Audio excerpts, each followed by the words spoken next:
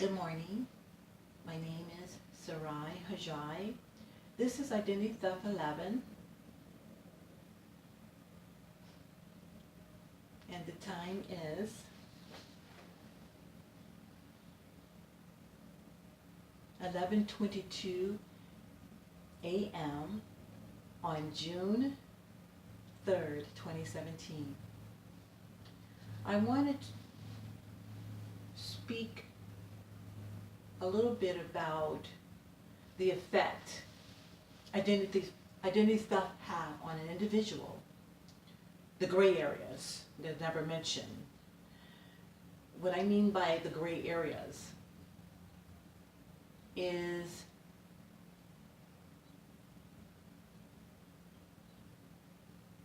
intangible kidnapping of your paperwork or identity, not a physical kidnapping. Because physical kidnapping is a federal offense, but an intangible kidnapping of your identity instruments by claiming you're not the original. Those are the gray areas. The most common identity theft is basically consumer fraud. Consumer fraud is traceable. Consumer fraud can be audited real easily through a forge of a credit card or inconspicuous charges showing up on your credit account by filing police reports and disputing with the credit card company. Your charges can be dropped. That's easy. The gray areas is what is not constitutionally protected, I'm finding out. The gray areas, you have no rights. And you're never notified about these gray areas under the 5th and the 14th Amendment of Equal Protection. You should be, under due process, notified who your accusers are and what these charges are. These are the gray areas of identity theft that no one speaks of.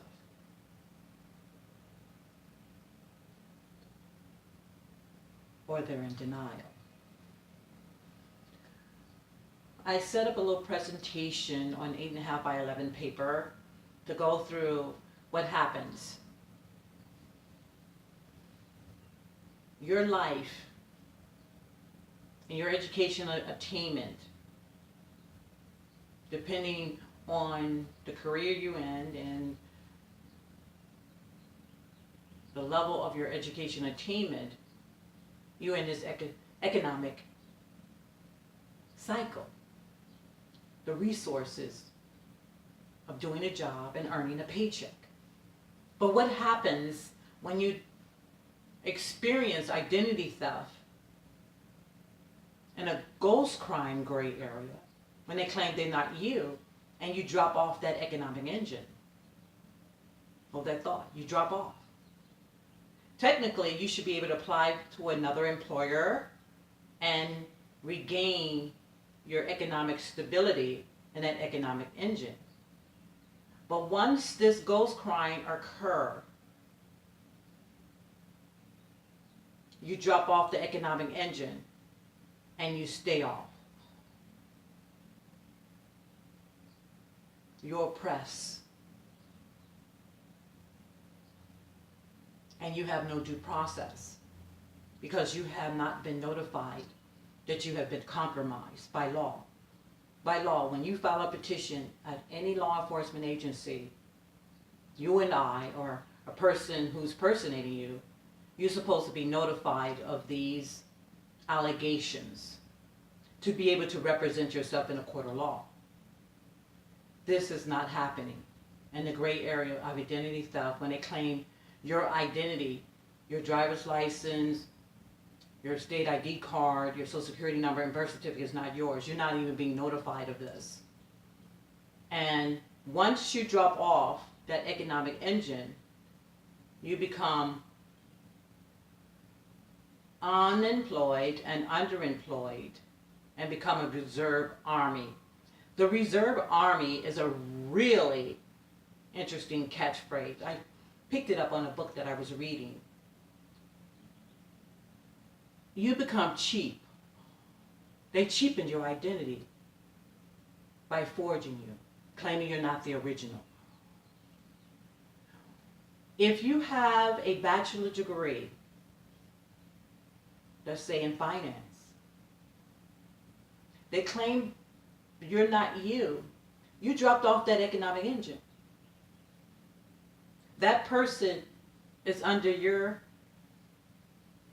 identity being employed even though they don't match your profile or your ethnicity, race, color,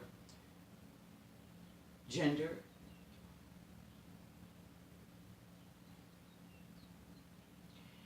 You use every resource on reserve and you become homeless. This method of this gray area calls homelessness. They don't want to talk about. They claim they're not doing it.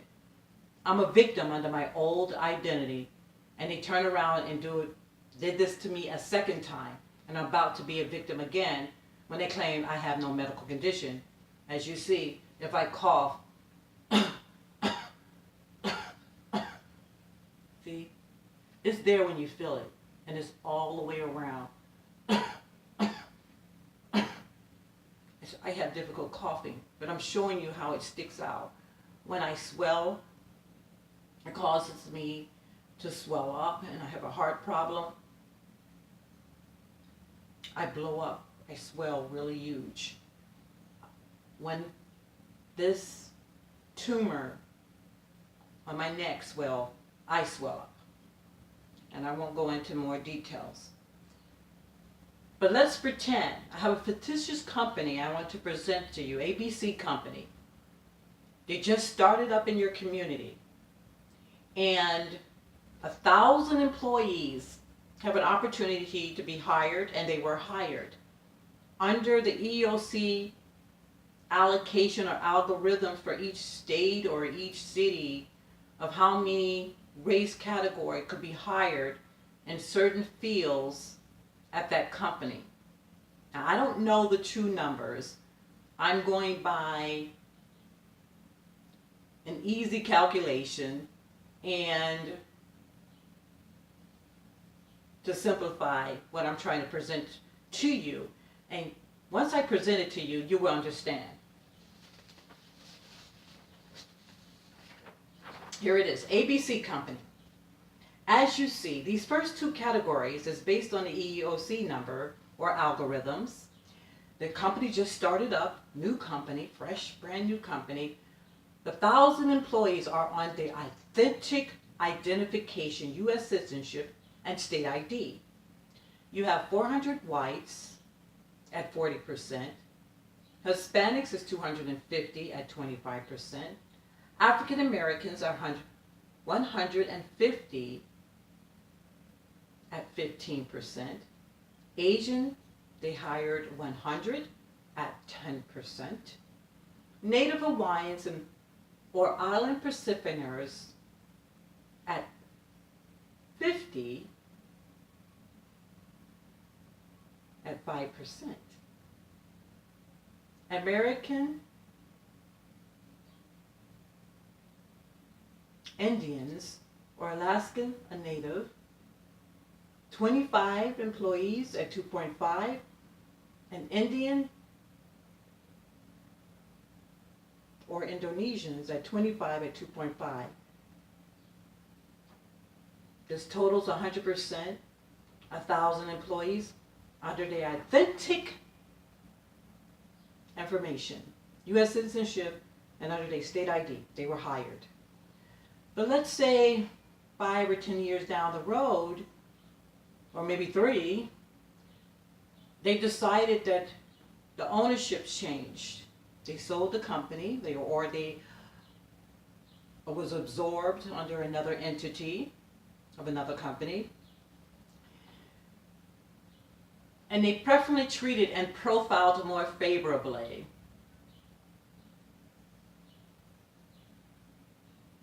the Hispanics, the Asians, the Native Hawaiians, Island Pacificers, American Indians or Alaskan Native, or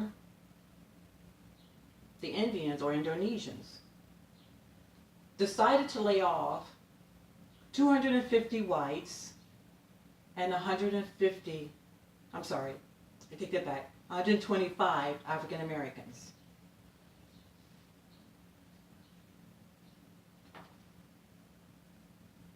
The whites originally were hired under the authentic ID at 400. They laid off 250. African Americans, they hired 150 and they laid off 125. 375 employees were laid off because the company had filed petitions with law enforcement agencies that these 375 employees were not under the authentic identification. They weren't notified under the 5th and the 14th Amendment. They were displaced. They were once in this economic engine of human resources, doing a job and earning a paycheck, and all of a sudden they dropped off the economic engine because they were never notified of their due process, nor equally protected. They preferably treated and profiled more favorably to other race. When they laid off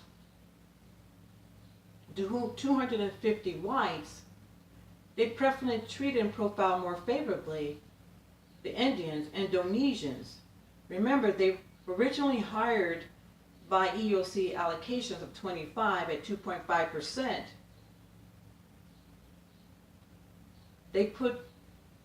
They hired other people under the white category, under their race category, 250 Indonesians under the white category. Now they're at 275.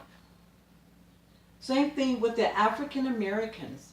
African Americans were hired at 150 at 15%. They laid off 125 of them. They preferably treated and profiled more favorably Hispanics. Originally, they were hired Hispanics 250, and they replaced them with Hispanics, whether they have education or attainment or undocumented, under the African American category. Now they have 375 on a cheat sheet. But when EEOC look at this, you're not acknowledging the EEOC, the federal government, when they see this on paper. Even though they laid off these 375 people, they rehired 375 people under their paperwork. EEOC sees there's no problem. They see 400 people, 400 whites being employed. They see 150 being employed under your identifiers: name, social security number, and birthday. Here's your proof. This is what happened to me in 2003. On paper, EEOC, the statistical analysis, and they will come back. I even hear it on the television. There is no race problems in the United States. On paper, it's true. But if they did a forensic biometrics, create a new agency to do audits, they will find a great disparities in those two categories. I'm one of those victims. Once you drop off this economic engine, you become underemployed at first, then underemployed, then homeless. But when I understand, once they make you homeless, I heard you have no rights. I'm just letting you know. You could have a PhD. You could have your master's degree, you could have your bachelor's degree. It doesn't matter. You can have your high school diploma. So yes, there is still a problem. This can happen demographically in housing, and I'm affected by this as well. Once you drop off the economic engine, you have no rights, because there's 375 employees that they laid off are desperate now. And they become reserve armies, and they will work for anything. Even minimum wage. And some of you are. A majority of you probably are. Because they claim you're not the authentic person with U.S. citizenship. Now we're getting into involuntary servitude.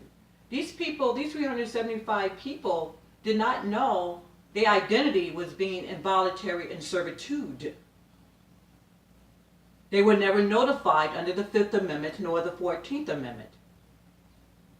Once they involuntary servitude, their paperwork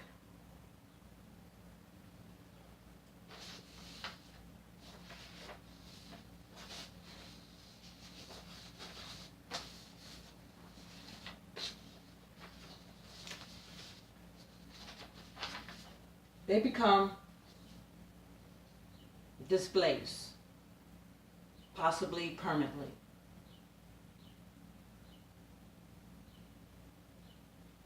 They have no equal rights. They're not even equally protected, even if they have a job, because they always claim they have deficiencies in academia when it's not true. The people that's personating them is the one who's reaping the benefits of their educational attainments.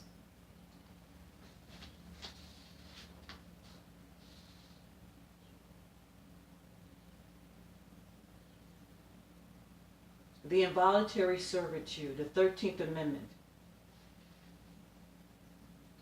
intangible kidnapping, and you don't even know it. This is the gray area I'm speaking about. So I remember years ago when I was employed, I had coworkers used to speak about EOC and affirmative actions and how the whites were slowly dwindling away. It had nothing to do with the African Americans. We're not personating you. But the other race are. And the same thing, the civil rights problem with this, with the African Americans, they claim we have no problems. It's even worse from the movement. We never had any rights because they use our paperwork as a subsidy program. They call it identity segregation by forged racial economic subsidies. It caused conformity. The 375 people are in conformity issues. You've been profiled. You ever heard that? When they occur and when they filed, that company filed 375 petitions against these employees, they profiled you as a nobody, even though you're on your correct, authentic identity. This is the gray area, legal gray area, that no one wants to discuss. So if you're working at some low-tier job and you have your education, it's because of this method. They preferably treated and profiled more favorably another race group over you and denied you the rights of your due process to be notified and be heard and your equal protection rights against this method. In other words, they're manipulating civil liberty. They stole your rights. And they want you to be them.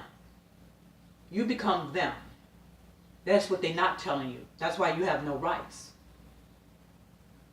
It's a terrorist method. Whether it's domestic or foreign, I don't know. But it is definitely a terrorist method. I want you to contact the law enforcement agency, FBI, the CIA, your congressman, because there is a problem. And they're hiding it under your paperwork. Once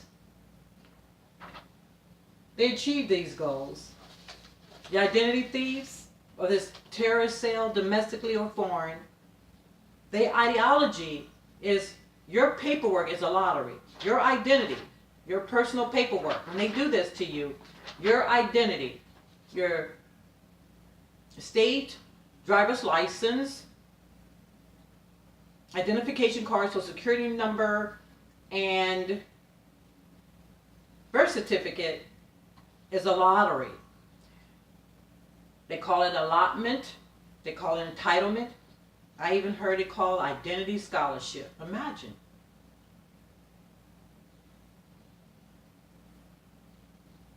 The government benefits are endless on somebody else's paperwork. And you're not even getting medical attention. You're denying medical attention. You're denying shelter. You're denying housing. Because they claim you're not you and you never receive notification under the 5th and 14th to be heard and to be notified when someone claims you're not you. The gray area. When this could occur outside of the audit trail of a credit card fraud, and you call the credit company and dispute it, they don't talk about the ghost crime. These are ghost crimes because you don't know who claiming you're not you because you don't have the paperwork. False impersonation, you don't know that. You don't know who's falsely impersonating you. You've never been notified. They filed a petition that devastated your rights. It caused identity and voluntary servitude. It steals economic opportunity and your privacy rights. They have exploited you. You become exploited when they do this to you. The ghost crime is unbelievable. This gray area of this ghost crime is unbelievable. No one tells you you're a victim. No one notifies you. You should have your day in court, at least to prove it. Similar to a paternity suit, trying to find out if the father is really the father of the child. That person that claimed that they're you, you should have a paternity suit to go into a court to verify that ID under the court of law before they take action. I'm going to read something to you, and I found on my research. The Due Process Clause also promised that before depriving a citizen of life, liberty, and property, government must follow fair procedure. Thus, it is not always enough for the government just to act in accordance with whatever law there may happen to be. Citizens may also be entitled to have the government observe or offer fair procedure. Whether or not these procedures have been provided for in the law on the basis of what it is acting. Actions denying the process that is due would be unconstitutional. Supposedly, for example, the state law gives a person who are desperately treated without education attainment, whether they're undocumented or if it's a domestic, your identity instrument, i.e. driver's license, state identification card, social security card, and birth certificate on an honor system. They did this to me on an honor system. without your acknowledgement or authorization, but does not say anything about your due process or equal protection rights.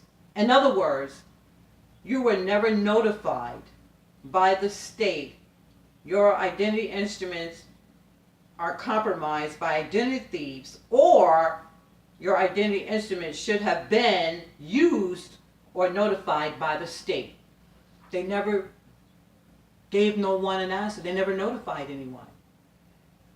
According to the Fifth Amendment, you're supposed to be notified and be heard when these allegations occurred. Before the state could take that action away from you for compromises and security breach on your identity instruments by denying you due process and equal protection rights, when the state falsely alleged you are not the authentic or original person on a joint said conspiracies for nonconformity issues, the state will have to provide fair procedure due process to identify the original person in a judiciary court system. When this action did not occur, then we have a deprivation of rights or human rights. Now we're going into 1983. Although due process tolerates variance in procedures, the appropriate to the nature of the case, appropriate to the nature of this identity kidnapping or identity segregation conformability method, it is none of less possible to identify its core goals and requirements. What is requirements? We have nothing in the book of these gray areas. First procedure, due process rules are meant to protect a person, not from the deprivation, they're saying, but from the mistaken or unjustified deprivations of life, liberty, or property.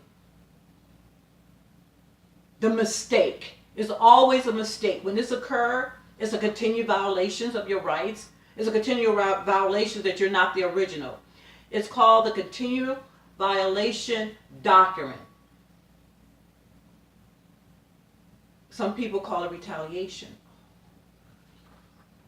When this identity theft is compromised, they never go away. Never. They come back again and again with a different method. Thus, required elements of due process are those that minimize substantially unfair and mistaken deprivations by enabling a person to contest the basis upon which the state purpose to deprive them of protective interests.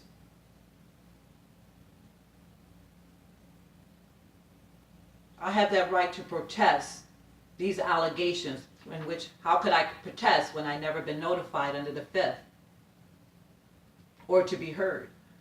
How could I protest? How could you or I can contest these false petitions when we never been notified that someone claimed we weren't the original U.S. citizens? There's your terrorist method. They're denying due process. They won't arrest you and take you into the court because they know you're you. For example, they know I have flat feet. They know I have no missing fingertips. And they know I have a rare blood type. And they know I have a medical condition. They won't drag me into the court. That's too easy. If they could prove it, I'm not me, they would drag me into court immediately.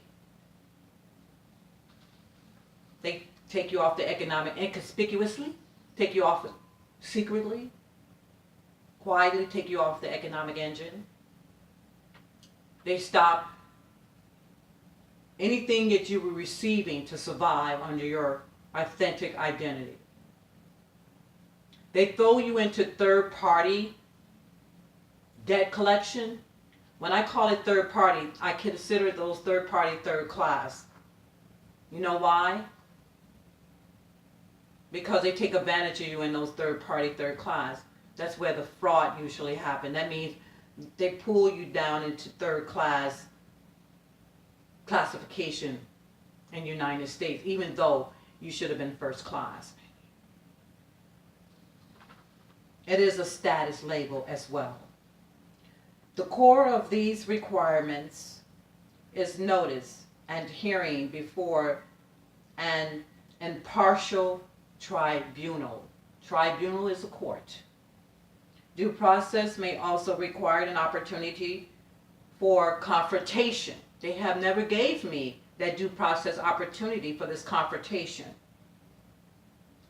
and for discovery.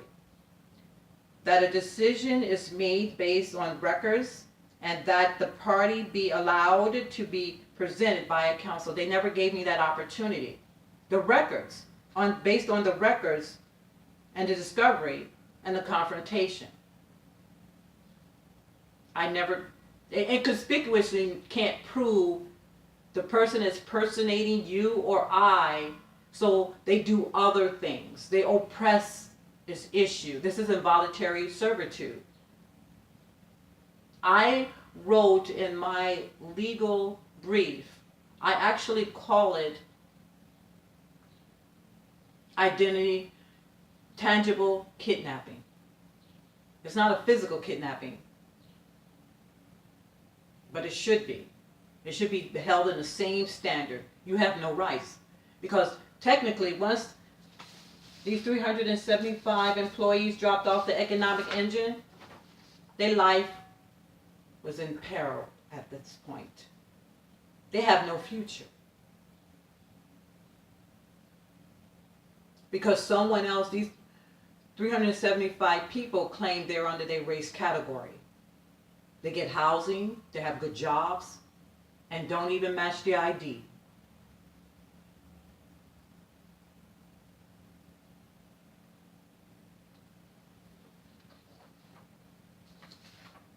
The last thing I want to speak of is the civil liberty. Protected in the Bill of Rights may be divided into two broad areas: freedoms and rights guaranteed in the First Amendment: religion, speech, press, assembly, and petition, and the liberties and rights associated with crimes and due process. My civil liberties, your civil liberty. We have an expectation of privacy. You didn't know that. This gray area I speak of identity theft, cause encroachment in privacy. They hack onto your computer. They shut down my gateway computer. They actually shut it down. You have the device, the manufacturer product ID, and you have your window ID. They took down my product ID, that device itself, the manufacturer itself, ID. They hack into your computer. You're followed and stalked because they can't prove in a court of law that the people that's personating you are you. They move them around you and they cause chaos. And when they do this, it hits every civil rights violation, adversely.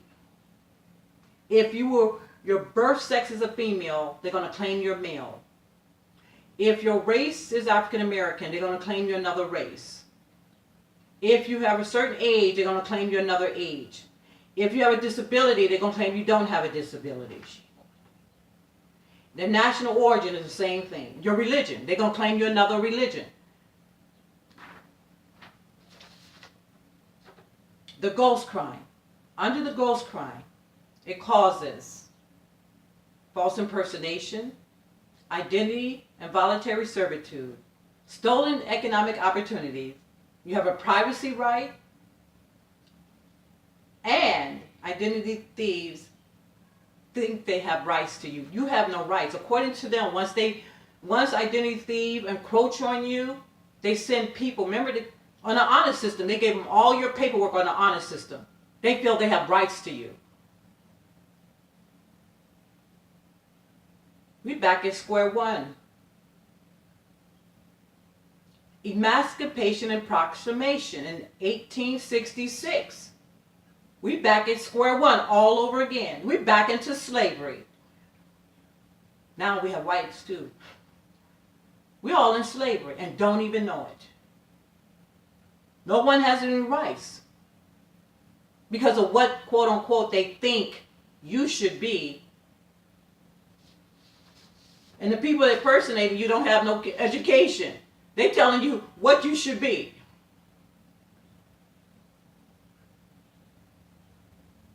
Thanks for watching. I'm sorry, I'm a little bit agitated, as you well see. I'm being affected, and my family was murdered behind this method because I had a high school diploma, even though I went higher in secondary education. I lost everything and about to be put in the streets again because I possess authentic identification on a terrorist method. I'm being denied that this is a terrorist method, or domestic or foreign.